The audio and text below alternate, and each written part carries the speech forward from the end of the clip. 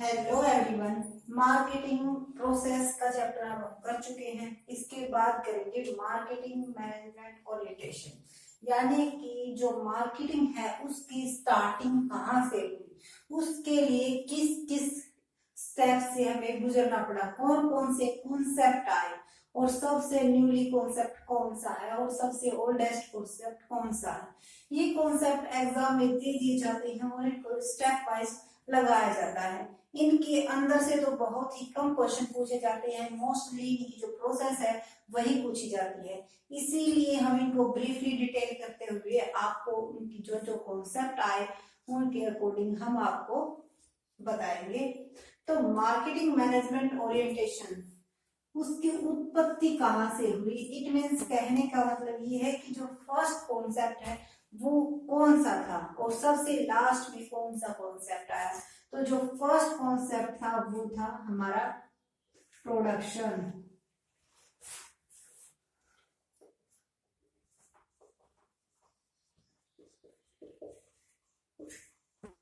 Production concept, इस concept में क्या होता था, सबसे इसमें जितना हो सके ज्यादा से ज्यादा प्रोडक्शन किया जाता था और ये माना जाता था कि जितना हम प्रोडक्शन करेंगे उतना हमारा सेल हो जाएगा। क्योंकि पहले क्या था, प्रोडक्ट ही बहुत कम मिलते थे और डिमांड ज्यादा होती थी, यानी कि जो सप्लाई थी वो क्या थी, कम थी और जो डिमांड थी वो ज्यादा थी। इस वजह से यही कहा जाता था कि जितना भी हम प्रोडक्शन करेंगे सारा का सारा क्या हो जाएगा, सेल हो जाएगा। बट जैसे जैसे सप्लाई बढ़ने लगी, डिमांड क्या होने लगी, इक्वल हो गई या फिर सप्लाई ज्यादा हो गई और डिमांड कम हो गई। क्योंकि बहुत सारी जो कंपनी है, कंपटीटर है, मार्केट में आए, सभी ने प्रोडक्शन करना स्टार्ट कर दिया। तो जो हमारा प्रोडक्शन कॉन्सेप्ट था ये क्या हो गया, फेल हो गया। इसकी जगह पर इसके बाद कौन सा कॉन्सेप्ट आया, प्रोडक्ट कॉन्सेप्ट।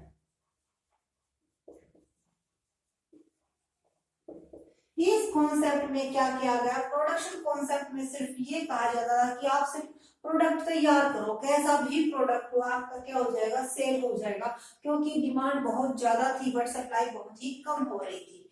लेकिन प्रोडक्ट कॉन्सेप्ट में इसमें क्या कहा जाने लगा, इसमें कहा कि आप प्रोडक्ट को बहुत ही अच्छा तैयार करो। प्रोडक्शन कॉन्सेप्ट में कम से कम प्राइस रखने की कोशिश की जाती थी, क्योंकि ज्यादा प्रोडक्शन करेंगे तो एवरेज प्राइस का कम आएगा। बट प्रोडक्ट कॉन्सेप्ट में प्राइस को इग्नोर किया गया और ये कहा गया कि आप अपने प्रोडक्ट में सारी की सारी वैरायटी डालने की कोशिश कीजिए। अगर आपके प्रोडक्ट में क्वालिटी होगी तो कंज्यूमर अपने आप परचेज कर लेगा। बट किसी चीज की कुछ मेरिट्स होती हैं और कुछ डीमेरिट्स होती हैं। इसकी मेरिट्स तो ये थी कि प्रोडक्ट बहुत अच्छा मिलता था, अच्छी क्वालिटी का मिलता था।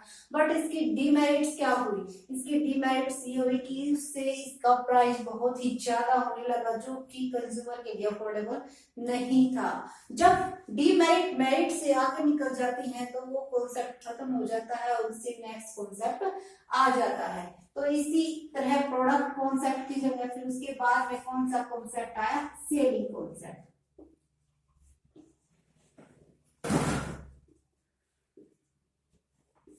प्रोडक्शन कॉन्सेप्ट में क्या था, ज्यादा से ज्यादा प्रोडक्शन। प्रोडक्ट कॉन्सेप्ट में प्रोडक्ट के ऊपर ध्यान कंसीडर किया जाता था। अब सेलिंग कॉन्सेप्ट में क्या कहा जाने लगा, यहाँ पर मार्केटिंग को इंपॉर्टेंस दी जाने लगी। ठीक है, यहाँ पर ज्यादा से ज्यादा प्रमोशन के जो हमारे तरीके थे, वे थे, उनको क्या किया जाने लगा, यूज किया जाने लगा।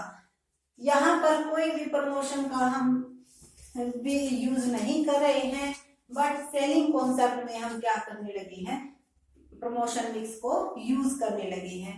यहाँ पर ये कहा जाता है कि कंज्यूमर अगर जिस प्रोडक्ट के बारे में नहीं जानता तो उसे ज्यादा से ज्यादा मतलब इस तरह से उसे आप एडवर्टाइज देकर या फिर उसको उसकी डिमांड के बाद उसकी डिमांड क्रिएट करके आप उसको बस सेल करने का काम कीजिए। जैसे ये कहा जाता है कि एडवर्टाइजमेंट अच्छी वही मान जाती है जो गंजे कभी कभी सेल कर दे। तो वो कॉन्सेप्ट इसी सेलिंग कॉन्सेप्ट पर ही बात फिक्स बैठती है कि इसमें सिर्फ आप प्रोडक्ट को सेल करो, उसके बाद कंज्यूमर सेटिस्फाई है या अनसेटिस्फाई है इसके ऊपर ध्यान नहीं दिया जाता था। सिर्फ हम अपने कंज्यूमर को प्रोडक्ट सेल करने पर ही ध्यान देते थे।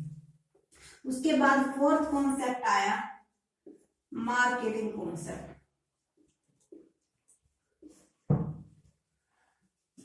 इस कॉन्सेप्ट में क्या किया जाने लगा, कंज्यूमर पर ध्यान दिया जाने लगा, कंज्यूमर के सेटिस्फेक्शन पर ध्यान दिया जाने लगा।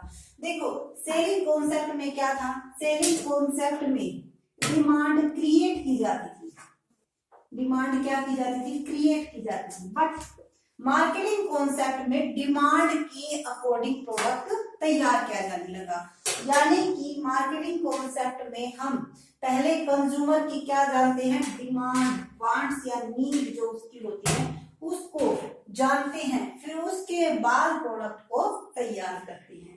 तो सेलिंग कॉन्सेप्ट से बेहतर हमारा कौन सा कॉन्सेप्ट था, मार्केटिंग कॉन्सेप्ट। जैसे जैसे हम आगे जाते जा रहे हैं जो हमारे कॉन्सेप्ट है वो कंज्यूमर की तरफ ज्यादा ध्यान दिया जाने लगा, क्योंकि कंज्यूमर को ही क्या माना जाता है, भगवान माना जाता है, और कंज्यूमर के बिना हमारा प्रोडक्शन नहीं चल सकता। जब तक हम कंज्यूमर को सेटिस्फाई रखेंगे हमारा जो प्रोडक्ट है उसकी डिमांड बनी रहेगी। उसके बाद क्या हुआ, मार्केटिंग कॉन्सेप्ट के बाद एक नया आया जिसको फिलहाल यूज किया जाता है, फिफ्थ है वो सोसाइटल मार्केटिंग कॉन्सेप्ट।